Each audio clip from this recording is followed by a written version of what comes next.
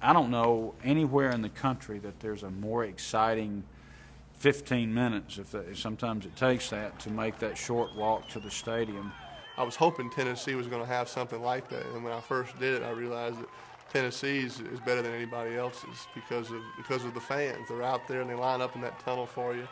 Walking down the street and the band would start playing, and then the crowd would sort of dead end, and you'd have to turn, and that was always my favorite part of the walk. And every time I got to the end of Yale Avenue to turn onto Stadium Drive, I always wanted to go back and get back in line because the players were so spread out.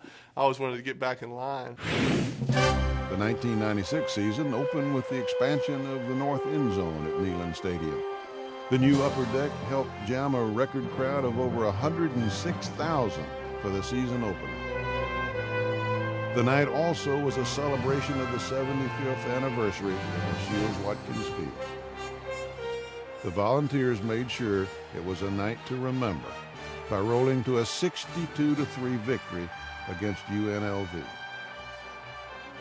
The Volunteers set another record for attendance the following week when UCLA came to town. It was 21-13 when Terry Fair stretched the lead. Fair 45, Fair to the 50, to the 45, to the 40, to the 35, to the 30, to the 25, 15, 10, 5. The Bruins rallied, but Peyton Manning put away the game. Here goes the give and go round downfield complete. 35, 30, 25, 20, 15, 10, 5. Touchdown, Joey. Tennessee beat the Bruins 35-20 in another memorable clash. Florida came to Knoxville the third week in September, and another attendance record was shattered. But it wasn't just a Tennessee record. 107,608 was the largest crowd ever to witness a college football game. To the 25, to the 20, to the 15, 10, 5. In the game, Peyton Manning threw for a school record of 492 yards and 4 touchdowns. Joey Kent became Tennessee's all-time career pass receiver. Tennessee fell behind early, and its comeback bid fell short. Florida won 35-29. But barely halfway through the decade, it was the last time the Vols would lose at home in the 90s.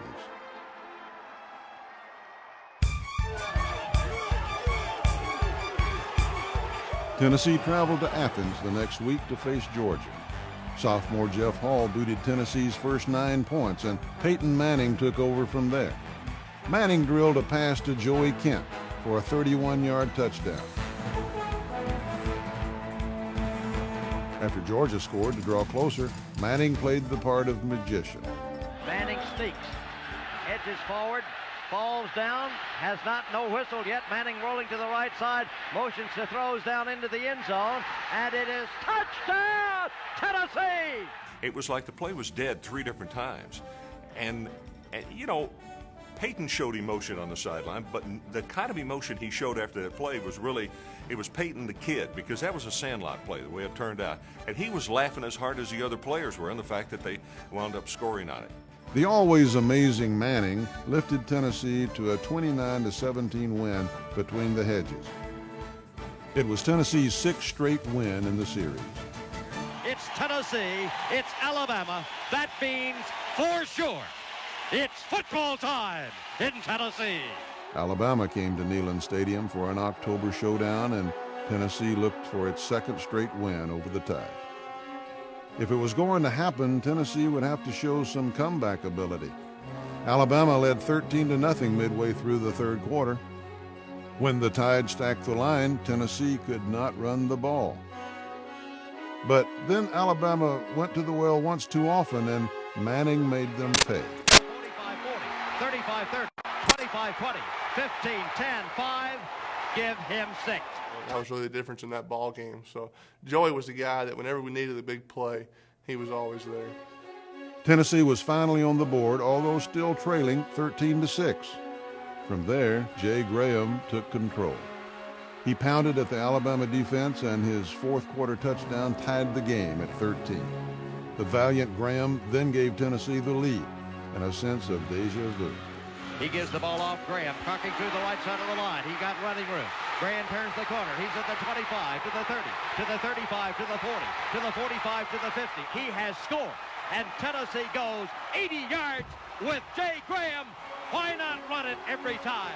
It was the longest scoring run in Graham's career. For the game, Graham rushed for 128 yards. Tennessee led 20-13, but it wasn't over. The defense would have to win this one. The Volunteers lead 20-13 over the Crimson Tide. Kitchens back to throw.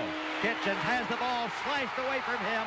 There's a scramble for the ball, but Leonard Little hit the arm of the passing Kitchen to jar it loose, and Tennessee ends up with the football as it was Jonathan Brown who recovers the fumble forced by the slashing Leonard Little. After the Alabama win, Tennessee had a stunning loss at Memphis, and I think that detracted too much from what really was an outstanding team that went on, of course, to win over one of the best of the Big Ten, Northwestern, in the Citrus Bowl. Tennessee met the Big Ten champs in Orlando and jumped to a 21-0 lead. Peyton Manning hit sophomore Peerless Price for a 43-yard score.